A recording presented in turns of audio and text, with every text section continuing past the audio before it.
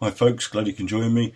Today I'm going to show you how to fit a Rotoflex coupling that's in its free state, i.e. it's got no strap around, it's got no band around it, and it's not as difficult as you might think.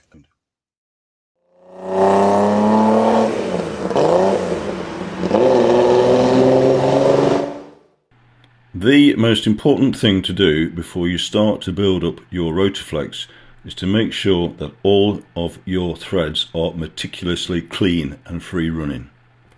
Always avoid using a tap and die set to clean up any threads, as they are designed for cutting new threads. Instead, I recommend that you use a rethreading tool set, as shown in these pictures.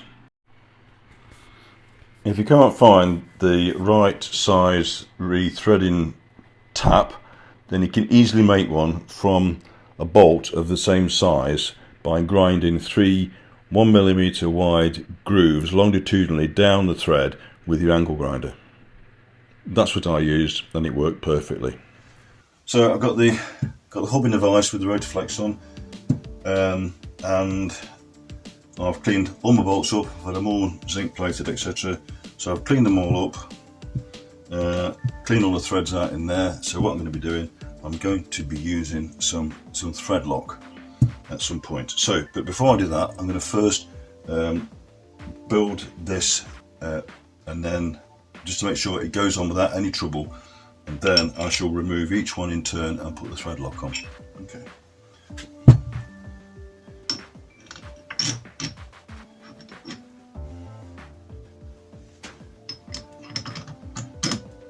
So I'll just put the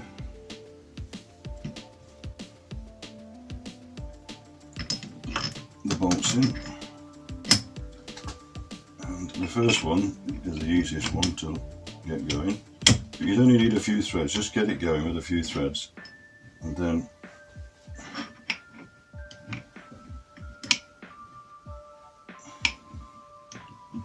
we go for the next one.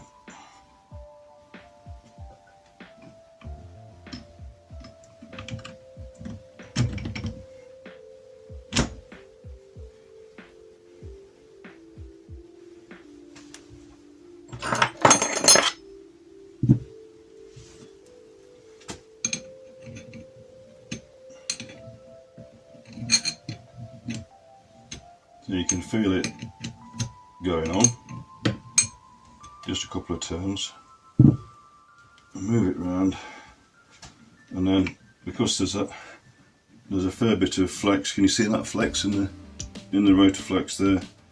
It will flex enough to be able to get that thread started. So just pop it into there like that, and a couple of turns on here.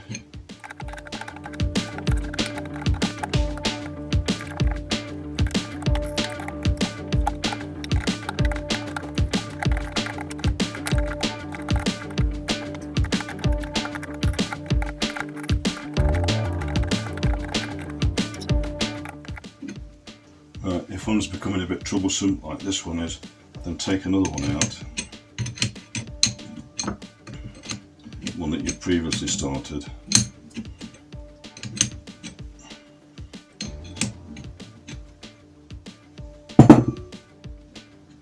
So back another one off that you previously started, and focus on this one. That's the troublesome one.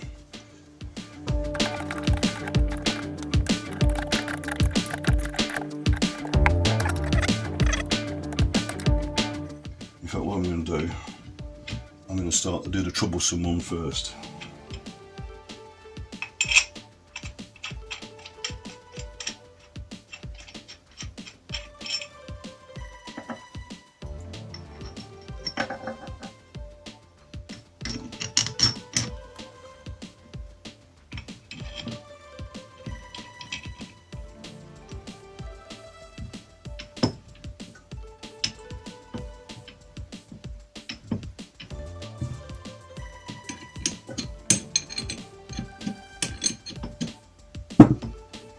So that one's on.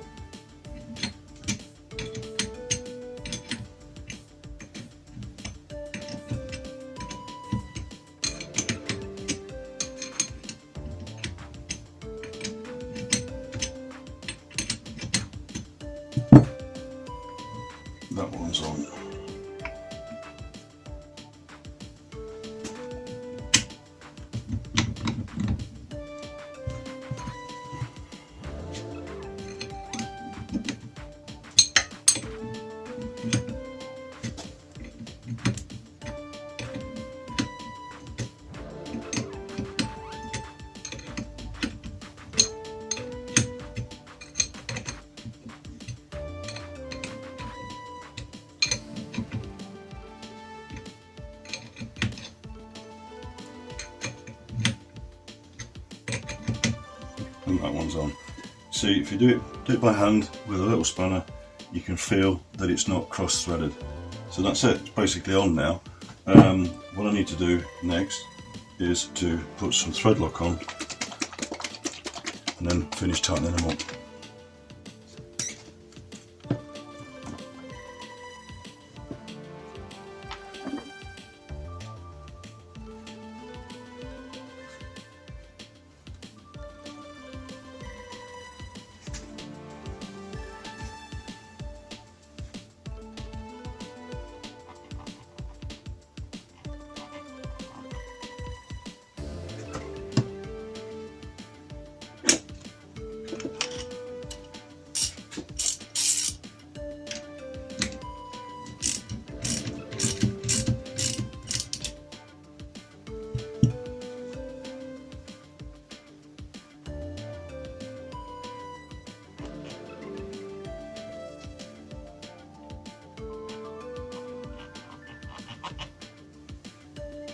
Plenty of thread lock, and now we can tighten up. So just do a little bit at a time on each one and keep rotating around.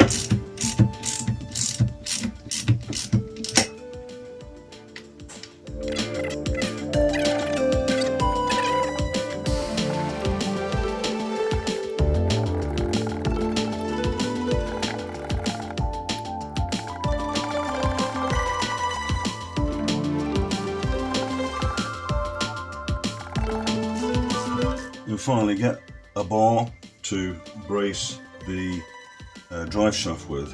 Wrap it in something so you don't damage the paint or the powder coat.